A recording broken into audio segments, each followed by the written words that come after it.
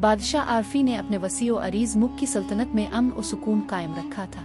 तरफ ऐशो आराम था, लेकिन बादशाह की बेटी शहजादी लैला हमेशा अपनी जिंदगी में कुछ कमी महसूस करती थी। वो सल्तनत के अंदर की महफिलों में घूमती, मगर दिल की गहराइयों में एक खला महसूस करती। शहजादी लैला का दिल आज़ादी के लिए तड़पता था और वो अक्सर रातों को कसर के बागात में चुपके से निकलकर शहर के बाजारों में घूमने की कोशिश करती। एक रात जब वो चुपके से कसर से बाहर निकली तो इसका सामना एक मशहूर चोर रेयान से हो गया। रेयान एक नामवर चोर था जो कई सालों से शाही खजाने और दरबारों को चोरी करने के लिए मशहूर था। इसकी चोरी की महारत और चालाकियों के बारे में पूरे मुल्क में कहानियां सुनाई जाती थी। इसका सामना एक नया चेहरा शहजादी लैला से हो गया था।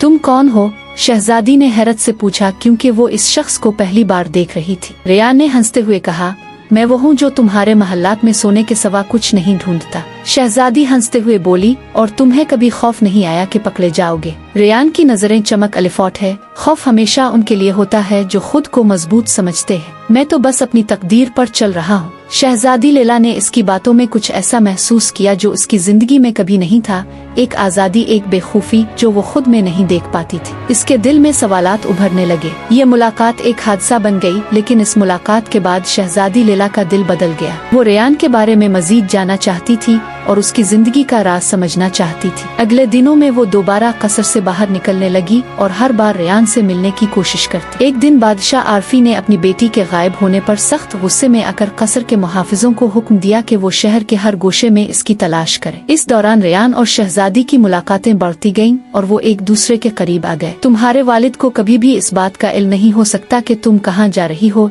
रेयान ने एक रात कहा जब वो दोनों शहर के बाजार में चल रहे थे। मैं जानती हूँ, लेकिन कभी कभी मैं अपनी जिंदगी अपने तौर पर जीना चाहती हूँ, शहजादी ने दिल की गहराई से कहा। इसी दौरान बादशाह की निगाहें एक नए खतरे की तरफ माइल हुई। दुश्मनों ने इसकी सल्तनत पर हमला करने की साजिश तैयार कर रखी थी और शहजादी का अगवा करने के लिए एक मंसूबा बनाया था। ये मालूमात बादशाह को खुफिया जराए से मौसूल हुई। शहजादी लैला और रेयान की मुलाकातें एक दिन इस वक्त पुरअसरार तौर पर पेचीदा हो गईं जब दुश्मनों ने शहजादी को अगवा करने की कोशिश की, लेकिन शहजादी ने अपने चूर दोस्त से मदद ली और दोनों ने मिलकर दुश्मनों का मुकाबला किया। इस दौरान शहजादी को एहसास हुआ कि रेयान न सिर्फ एक चूर है, बल्कि वो इसकी जिंदगी का सबसे बड़ा मुहाफिज भी बन सकता है।